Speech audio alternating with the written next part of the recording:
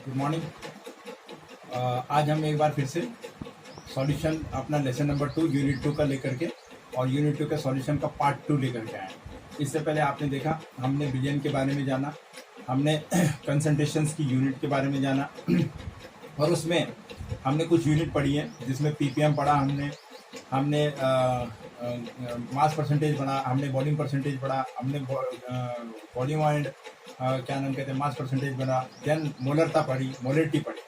तो आज हम पढ़ेंगे, नेक्स्ट टाइम है हमारे पास नॉर्मलता। एक और बहुत इंपॉर्टेंट टर्म्स है अक्सर एग्जाम में पूछा जाता है, आप इसका ध्यान रखेंगे। नॉर्मलिटी यानी नॉर्मलता। नॉर्मलता होती क्या बेटा, मैंने डेफिनेशन लिखी हुई है, आप जरा ध्यान से देखिएगा। नॉर्मलिटी को हम एन से डिनोट करते हैं और इसकी डेफिनेशन है कि बिलियन के 1 लीटर में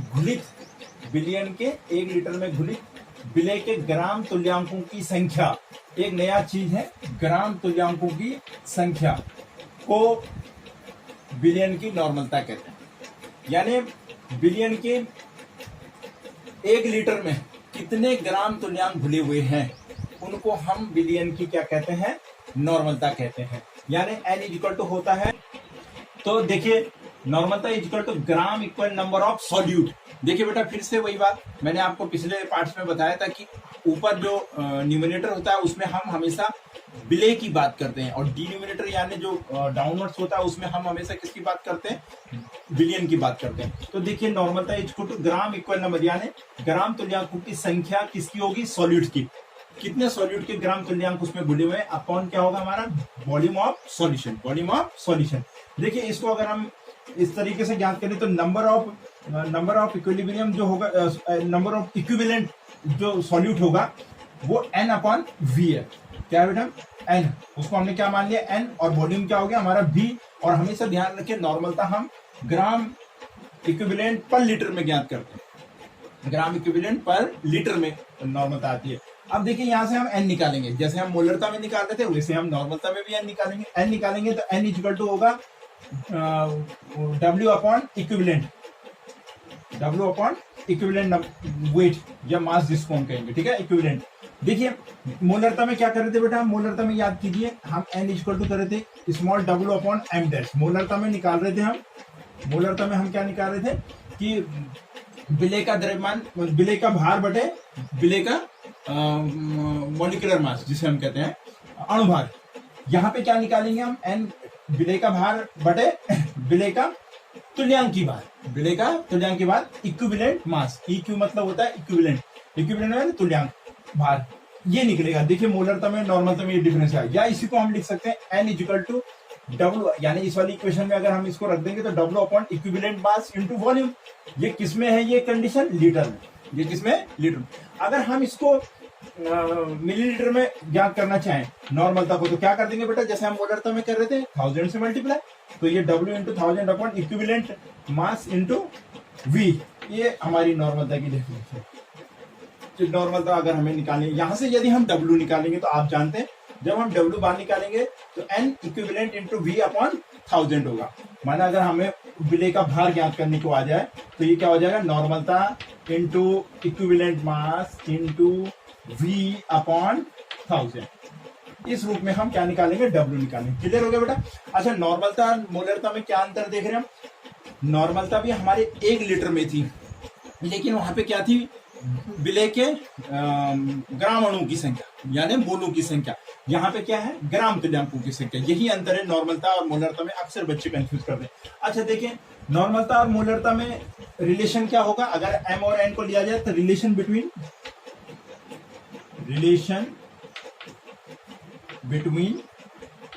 मोलरता एंड नॉर्मलता। देखिए कैसे निकालेंगे बेटा, हमने पढ़ा था मोलरता m इक्वल टू क्या आई थी, small w into 1000 upon m dash into v, ये थी हमारी मोलरता।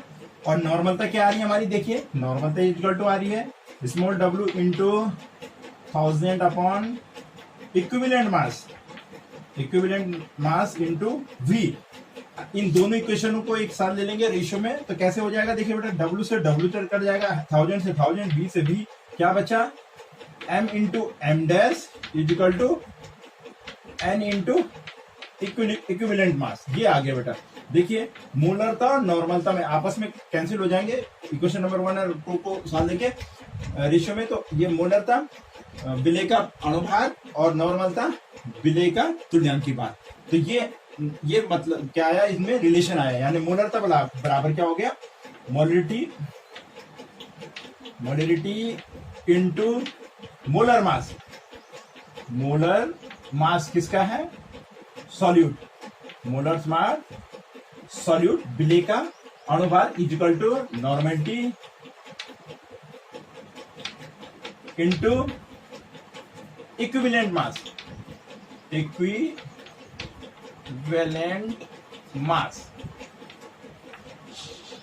Equivalent mass of solute. ये बेटा इसमें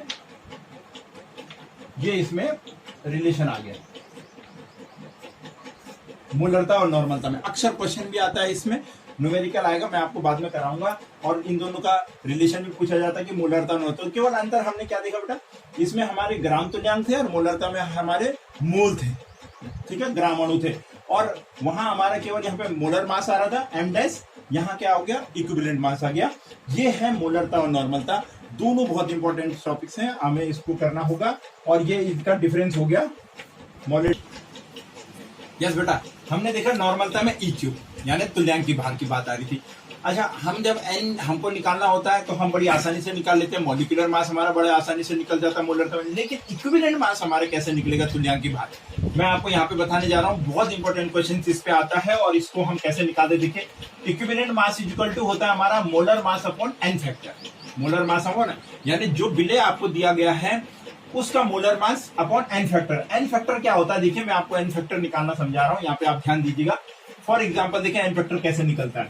देखिए एसिड के लिए, माना हमारे पास कोई एसिड दिया हो, अक्सर हम देखते हैं कि हमारे पास H2SO4 HCl CH3 COH दिया होता है। कैसे निकालेंगे हम किसी एसिड के लिए n फैक्टर, देखिए माना हमारे पास है H2SO4।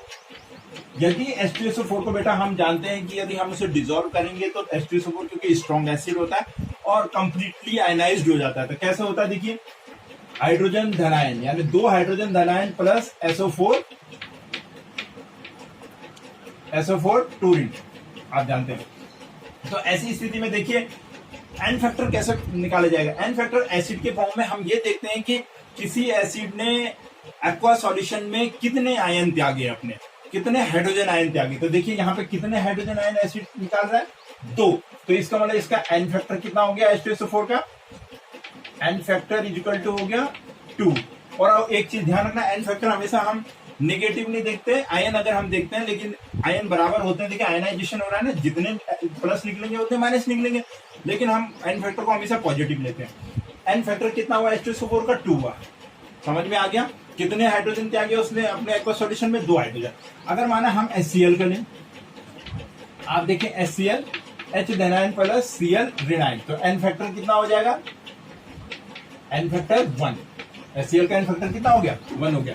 इसी तरीके से माना हमने CH3COH का ले लिया, तो आप जानते हैं ये जब टूटता है एक्वा सॉल्यूशन में तो CH3CO minus N plus H धनायन, तो इसमें इसका एन फैक्टर कितना हो गया बेटा, 1। क्यों, एक आयन धनायन, आप धनायन को ही देखते रहे, ये इसके फॉर्म में, ये एन फैक्टर कहलाता है। अच्छा, जब हम एसिड लेते हैं और हमने आर्नियस पढ़ा, ब्रेस्ट एंड लॉरी थ्योरी पढ़ी है, तो देखिए जो भी आयन त्यागता है तो उस एसिड के फॉर्म में वो क्या कहलाती है, बेसिसिटी कहलाती है। एसिड के फॉर्म में ये सब क्या कहलाएंगे, ये एन फैक्टर की वैल्यू क्या कहलाएगी, बेसिसिटी ऑफ एसिड, बेसिसिटी कहलाएगी। कई जगह लिखा होता है बेसिसिटी यानी भास्मिकता, हिंदी में क्या कहते हैं बेटा इसे, भास्मिकता। जब हम एसिड का एन फैक्टर निकालेंगे तो वो बेसिसिटी कहलाती है। क्या कहलाती है, बेसिसिटी का आयन रिलीज। अब देखिए इसी को मैं बेस के फॉर्म में आपको बता रहा हूँ कि यदि आपके पास कोई बेस हो, अब बेस का एन फैक्टर कैसे निकालेंगे। For example we have NaOH, हमारे पास क्या है, NaOH है, we know it very well in is aqua solution. NaOH, how to NaOH dissolve, Na धनायन एन प्लस OH ऋणायन। अच्छा, बेस के फॉर्म में क्या देखते हैं हम, बेस के फॉर्म में हम हाइड्रोक्सिल आयन को देखते हैं। किसको देखते हैं, कितने हाइड्रोक्सिल आयन त्यागे। देखिए यहाँ पर एक OH आयन त्यागा, इसलिए एन फैक्टर इसका 1 हो। Point is clear. बेस के फॉर्म में एसिड के फॉर्म में H धनायन, बेस के फॉर्म में OH। अगर माना इसको मैं CaOH का होल ट्वाइस में ले लूं कैल्शियम हाइड्रोक्साइड में, you all know it very well, calcium hydroxide में कैल्शियम पे 2 धन प्लस कितने OH, 2OH ऋणायन, 2OH ऋणायन। तो कितने OH ऋणायन आए, 2। तो इसका एन फैक्टर कितना हो गया बेटा, n factor is 2। Point is clear. Base के फॉर्म में और एसिड के फॉर्म में। अच्छा, बेस एसिड के फॉर्म में तो इसे बेसिसिटी कहते हैं, तो बेस के फॉर्म में क्या कहेंगे इसे, एसिडिटी। यहां पे लिख रहा हूं मैं, बेस के जितने भी एन फैक्टर होते हैं उन्हें एसिडिटी के रूप में जाना जाता है, एसिडिटी भी कहते हैं। यानी एसिडिटी कहने का मतलब क्या है मेरा, अम्लीयता। बेस के लिए अम्लीयता, एसिड के लिए भस्मिकता। अच्छा, अगर हमारे पास एसिड है, बेस है, लेकिन साल्ट हो तो, फॉर एग्जाम्पल माना हमारे पास साल्ट है, तो साल्ट अगर माना फॉर एग्जाम्पल हमारे पास NaCl है, यदि NaCl डिजोल्व होगा तो कैसे होगा, देखिए बेटा, Na धनायन प्लस Cl ऋणायन। अब देखिए कितने धनायन या कितने ऋणायन, यानी कुल मिला के साल्ट के फॉर्म में आयनाइजेशन में देखना है कि कितने आयन त्याग रहा है या नंबर ऑफ इलेक्ट्रॉन त्याग रहा है। तो कितने इलेक्ट्रॉन त्याग रहा है, यानी सोडियम को लेने तो सोडियम ने जब 1 इलेक्ट्रॉन त्यागा होगा तभी वो धनायन पे होगा, और सोडियम का इलेक्ट्रॉन जब क्लोरीन ने लिया होगा तभी वो ऋण हुआ। तो नंबर ऑफ इलेक्ट्रॉन कितने त्यागे, तो कितने इलेक्ट्रॉन त्यागे, 1, क्योंकि 1 प्लस आ रहा है इसलिए इसका एन फैक्टर 1 आ जाएगा। अच्छा, साल्ट में एक और ले लेते हैं, जैसे Na2CO3, सोडियम कार्बोनेट आप जानते हैं, Na2CO3। अगर इसका एन फैक्टर निकालना हो तो कैसे हो जाएगा हमारा, 2Na धनायन प्लस CO3 2 ऋण। हम जानते हैं कि 2 माइनस, तो इसका एन फैक्टर क्या हो गया, कितने कितने धनायन इलेक्ट्रॉन क्या, number of electron, number of electron release करे इसने 2। देखिए यहाँ पे 1 पे धन है तो 2 के लिए 2 हो जाएगा, तो एन फैक्टर इजिकल टू क्या हो जाएगा, इजिकल टू 2। इस प्रकार से बेटा हम एन फैक्टर निकालते हैं। ध्यान रखिएगा, बहुत इंपॉर्टेंट होता है, एन फैक्टर निकालना हमें आना चाहिए। और बहुत सिंपल एक्शन हमारे पास हमारे एग्जाम के रूप में ऐसे ही कुछ normal salt, normal acid, normal base ही पूछे जाते हैं जिनका हमको एन फैक्टर निकालना होता है। तो ये है। हाँ, ऑक्सीडाइजिंग रेजेंट अलग होते हैं, रिड्यूसिंग रेजेंट का एन फैक्टर अलग होता है।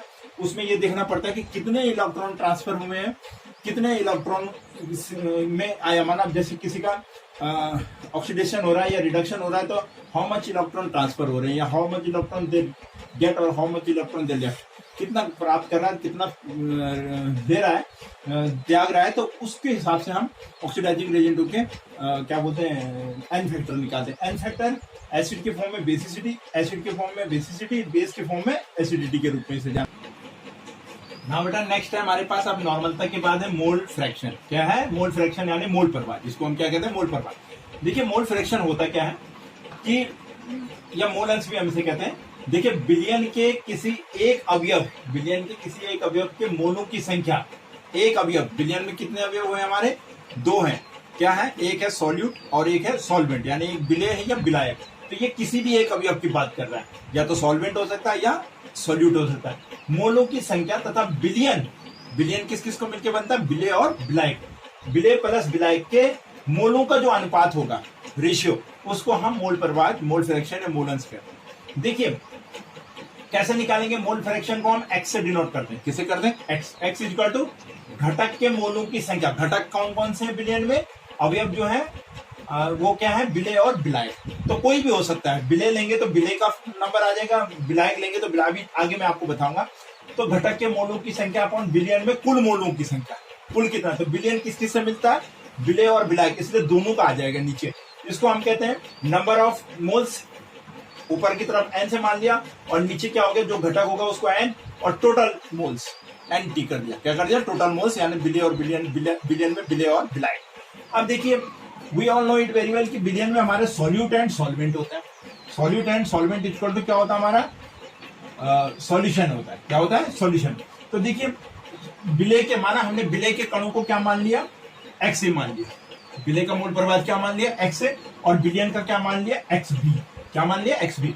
अब देखिए अगर हमें किसी एक घटक का निकालना है तो कैसे निकलेगा, mole fraction of solute equal to क्या हो जाएगा, एक्स ए के लिए Na हो जाएगा, और क्योंकि बिलियन में क्या है, विलेय और विलायक है, तो एक्स ए का Na और एक्स बी का Nb हो जाएगा। तो इसलिए mole fraction of solute equal to क्या हो गया, Na upon Na plus Nb।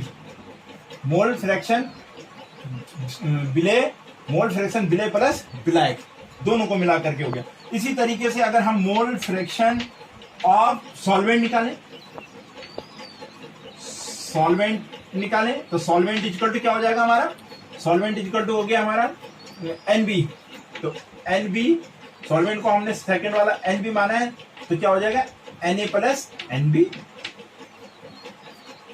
Ratio निकालना है, कुल कितना है, एक घटक कण लिया यानी सॉल्यूट के लिए लेंगे तो Na और कुल क्या है Na प्लस NB। सॉल्वेंट के लेंगे NB, कुल क्या है Na प्लस NB।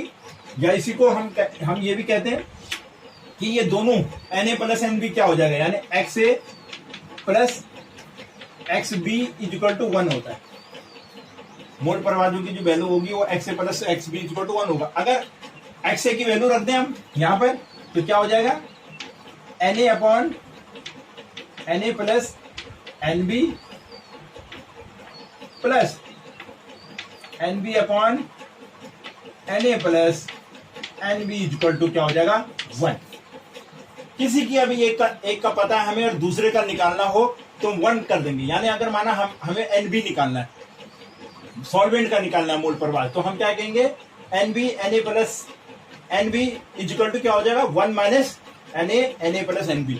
1 टोटल होता है दोनों का, किसी भी एक का हमको पता है, दूसरे का अगर हमें निकालना है तो 1 में से उसे हम क्या कर देंगे माइनस कर देंगे। इस प्रकार से हमारा दूसरे का मोल प्रवाह। अच्छा देखिए बेटा, मोल फ्रैक्शन भी टेम्परेचर पर निर्भर नहीं करता, ध्यान रखना। मैंने आपको बताया था कि कुछ हमारे ऐसे यूनिट्स हैं कंसंट्रेशन में जिनमें टेम्परेचर, तो मोलर नॉर्मलता भी टेम्परेचर के साथ में बदलती है, मोलरता भी बदलती है। मोल प्रवाह पे इसका कोई प्रभाव नहीं होता because there is no volume, कोई वॉल्यूम नहीं है। ये कण है, अवयव के कण है यानी फ्रैक्शन है यानी मोल अंश है, मोलों की बात हो रही है। इसलिए देखिए बेटा, इस पे भी हमारे पास क्वेश्चन आता है, हमको निकालना पड़ता है कि मोल फ्रैक्शन किस प्रकार से हम डिनोट करेंगे। किसी का दिया होगा, दूसरे का हमको निकालना पड़ेगा अवयव का सॉल्यूशन में। तो मोल प्रवाह अनदर इंपॉर्टेंट टॉपिक है हमारा, आप ध्यान रखिएगा इसके भी रीड आउट करेंगे। नेक्स्ट टॉपिक है बेटा हमारे पास फॉर्मेलिटी, फॉर्मलता जिसे हम कहते हैं। हमने मोलरता पढ़ ली, हमने नॉर्मलता पढ़ ली, हमने मोल प्रवाह पढ़ लिया, मोल फ्रैक्शन पढ़ लिया और बाकी हमने मास परसेंटेज, वॉल्यूम परसेंटेज पढ़ लिया और पीपीएम पढ़ लिया। अब हमारे पास है फॉर्मेलिटी, अगली यूनिट जो है सांद्रता नापने की। ये भी एक यूनिट है हमारे पास। ये केवल बेटा आयनिक कंपाउंडों के लिए होती है। जो कंपाउंड आयनिक होते हैं यानी जिनमें आयन होते हैं उनके लिए इसका इस्तेमाल किया जाता है। देखिए क्या होता है, इसमें होता क्या है कि किसी विलयन के 1 लीटर में किसी विलय के कितने सूत्र द्रव्यमान, इसको फॉर्मूला मास ऑफ सॉल्यूट कहते हैं। सूत्र द्रव्यमान घुले हुए हैं उसको हम क्या कहते हैं, फॉर्मेलिटी कहते हैं। देखिए formula mass of the solute upon volume of the solution in litre. अगर हम इसको एन भी लिखें तो अगेन एन कैसे निकल रहा है, W upon M double dash कर रहा हूं बेटा मैं यहाँ पे। एम डबल डैश किस लिए कर रहा हूं, हमने एम डैश किया था मॉलिक्यूलर मास के लिए, तो फॉर्मूला मास के लिए डिनोट करने के लिए मैंने एम डबल डैश कर दिया फॉर्मूला मास। अब इसको हम यहाँ पुट कर देंगे तो फिर से F equal to W upon M dash into B हो जाएगा। ये लीटर में हो जाएगा। अगर हम इसको मिलीलीटर में निकालेंगे तो W into 1000 upon M double dash into V हो जाएगा। यहाँ से यदि हमें सॉल्यूट के फॉर्मूला मास निकालना हो, भार ज्ञात करना हो, वेट ज्ञात करना हो तो फिर यही हो जाएगा, डब्ल्यू बाहर आ जाएगा तो formality into formula mass into V upon 1000। इस प्रकार से हम फॉर्मेलिटी से डब्ल्यू निकाल सकते हैं। और देखिए बेटा इसमें भी वॉल्यूम है, इसका मतलब क्या हुआ, ताप पर निर्भर करता है। ताप परिवर्तन के साथ साथ फॉर्मेलिटी भी क्या होती है, किसी पदार्थ की बदल जाती है। तो ध्यान रखिएगा, फॉर्मलता भी एक छोटा सा यूनिट हमारे पास है, इसके बारे में इसे कैपिटल एफ से हम डिनोट करते हैं। और ताप परिवर्तन के साथ ये भी क्या होती है, बदल जाती है। और ये W equal to F into M dash B upon 1000। ना बेटा लास्ट टॉपिक पे पहुंच गए हम, मोलैलिटी, मोललता। एक होता है मोलरिटी यानी मोलरता और एक होता है मोललता। ध्यान रखिएगा बच्चे इसमें बहुत कंफ्यूज होते हैं। कैपिटल एम में एक को डिनोट किया जाता है, एक को स्मॉल एम में किया। ये मोलैलिटी है, वो मोलरता है, वो मोलरिटी है, इसे स्मॉल एम में डिनोट करते हैं। देखिए ये होता क्या है, विलायक के 1 किलोग्राम या 1000 ग्राम में भी लिखा होगा, विलायक के 1 किलोग्राम में घुलित विलय के मोलों की संख्या को बिलियन की मोललता कहते हैं। अब देखिए एक चीज मैं आपको बताता हूँ, आपने जितने भी बेटा टर्म्स पढ़े कंसंट्रेशन से रिलेटेड, उसमें आपने एक चीज देखी, हमने न्यूमिनेटर में विलय पढ़ा और डिनोमिनेटर में हमने क्या पढ़ा, बिलियन पढ़ा। हर एक में आपने लिखा volume of billion, weight of billion, जो भी था। लेकिन यहां पर आप देखें विलायक शब्द आया। क्या शब्द आया है, विलायक। एकमात्र आपके पास टर्म्स है जिसमें सॉल्वेंट इस्तेमाल किया जाता है। तो ये भी याद करने का एक तरीका है। कि सॉल्वेंट जो टर्म्स इस्तेमाल होता है वो केवल मोलरता में, मोलिलिटी में इस्तेमाल होता है। इसलिए देखिए मोलिलिटी इक्वल टू विलय के मोलों की संख्या अपॉन विलायक, मैंने सॉल्वेंट भी लिख दिया, सॉल्यूशन नहीं, सॉल्वेंट का द्रव्यमान किलोग्राम में, और मोलरता की यूनिट क्या होती है, मोल पर किलोग्राम, किलोग्राम में है तो क्या हो जाएगी, मोल पर किलोग्राम। आइए इसके लिए m equal to n upon W लिखेंगे, number of moles and weight of solvent, capital W हो गया। n कैसे निकलेगा, वही मोलिकुलर मास से सॉल्यूट का भार बटे सॉल्यूट का अणुभार, इसको पुट किया, small m equal to W upon m dash into W, ये केजी में है, अगर हमें ग्राम में व्यक्त करना है तो इंटू 1000 कर देंगे, क्या कर देंगे, 1000 कर देंगे। यहां से अगर हमें स्मॉल w यानी विलय का भार निकालना है तो विलय का भार कैसे निकलेगा, मोलरता गुणा गया मॉलिक्यूलर मास इंटू विलायक का द्रव्यमान, सॉल्वेंट का आ गया, ऊपर उसमें भी आता है, यहाँ पे क्या आ गया हमारे पे, w आ गया, मोलरता में भी आता है, अपॉन 1000। इस प्रकार से हम किसी विलय का द्रव्यमान भार ज्ञात कर सकते हैं मोलिलिटी के थ्रू।